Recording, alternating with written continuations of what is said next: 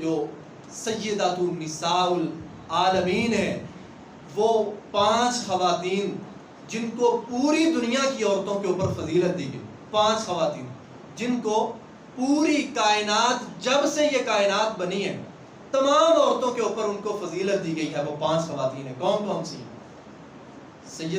سیدہ مریم سلام اللہ علیہا، اور دوسرے نمبر پر سیدہ آسیہ سلام اللہ علیہا، تیسرے نمبر پر سیدہ عائشہ رضی اللہ تعالیٰ عنہ، چوتھے نمبر پر سیدہ خدیجہ رضی اللہ تعالیٰ عنہ، 5ویں نمبر پر سیدہ فاطمہ رضی اللہ تعالیٰ عنہ۔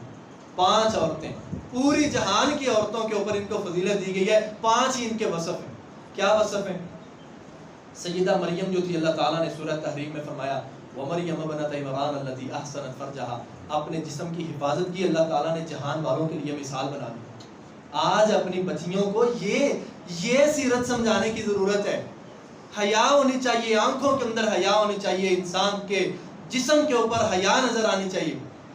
اور دوسری جو ہے سیدہ آسیہ سلام اللہ علیہا، اپنے خامد فرعون کے سامنے کلمہ حق کہنے والی جو سب سے بڑی خاتون تھی، سیدہ آسیہ سلام اللہ علیہا، اللہ تعالیٰ نے مثال بنا دی، فرمایا یہ سیدۃ النساء اہل الجنہ ہے، یہ جنتی خواتین کی سردار ہیں۔